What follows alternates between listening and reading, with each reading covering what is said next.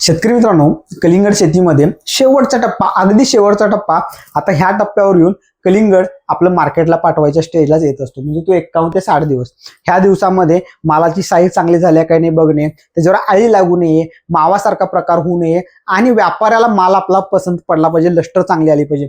म्हणून शेवटच्या 10 दिवसामध्ये ही महत्वाची कामं करायची आणि ह्या चुका अजिबात करायची नाहीत. सविस्तर गोष्टीबद्दल बोलूया. नमस्कार शेतकरी मित्रांनो, मी तुमचा मित्र रोहित बोरगावे, बोरगावे टेक्नॉलॉजी ह्या आपल्या आवडत्या युट्यूब चॅनलवर आपले स्वागत करतो, तसेच फेसबुक पेजवर आपले स्वागत करतो.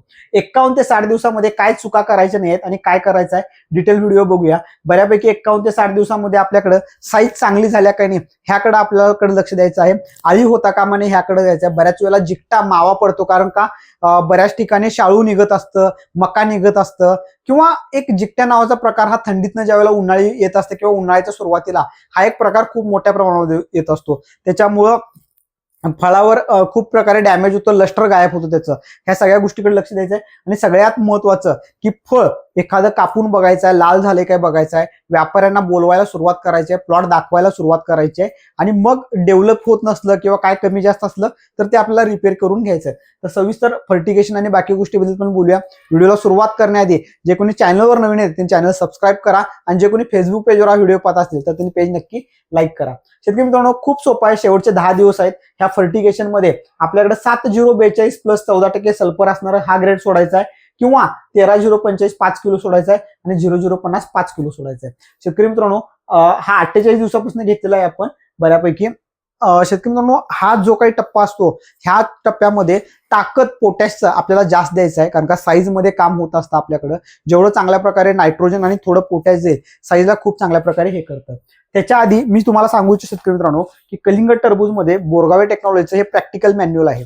हे फक्त 300 रुपयाला आपण तुम्हाला घरपोच देतो. जे 2008 पासून आमचा जो काही प्रॅक्टिकल अनुभव आहे, कलिंगड शेतीमध्ये आपण काम करत आलोय, बरेच व्हिडिओ बनवले, मीटिंग्स घेतले, कंटिन्यू लोकांच्या टच मध्ये राहतो. पण प्रत्येकाच्या प्लॉट व्हिजिटला येऊ शकत नाही, प्रत्येकाचा प्रॉब्लेम वेगळा आहे. तर कलिंगडमध्ये जेवढे काही प्रॉब्लेम्स आहेत आणि कलिंगडमध्ये काय करावं लागतं डे 1 पासून डे एंड पर्यंत, हे 72 पानाचं प्रॅक्टिकल मॅन्युअल तयार केलेलं आहे आपण. ह्यामध्ये सगळं की शेंडा कट करायचा काय नाही, व्हायरस काय येतो, आळवणी काय करायचं आहे, फवारणी काय करायचं आहे, प्रत्येक दिवसाला काय नियोजन करायचं आहे, सगळं घातलं शेतकरी मित्रांनो. प्रिंटिंगला 150 रुपये खर्च आलाय, ट्रान्सपोर्टेशनला बऱ्यापैकी स्पीड पोस्टला 100 रुपये खर्च येतं, इतर मॅनेजमेंट कंपनीसाठी 50 रुपये ठेवून घेतलेले आहेत. पण 300 रुपयाला हे प्रॅक्टिकल मॅन्युअल तुमच्यासाठी आपण घरपोच देत आलोय. ह्याच्यामध्ये कलिंगड शेतीचं एक आणि एक नॉलेज सगळं घातलेलं आहे. हे तुमच्या फायद्याचं होते.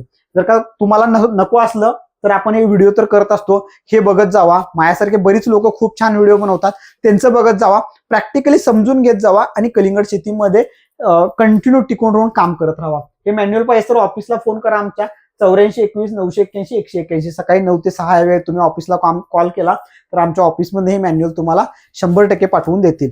300 रुपये फक्त त्याची किंमत आहे. आता शेतकरी मित्रांनो, खताच्या वेळापत्रकामध्ये काम करत असताना 7042 प्लस 14S सल्फर असणार हा ग्रेड शेतकरी मित्रांनो बोरगावे टेक्नॉलॉजी इम्पोर्ट केलेला आहे जॉर्डन मधनं.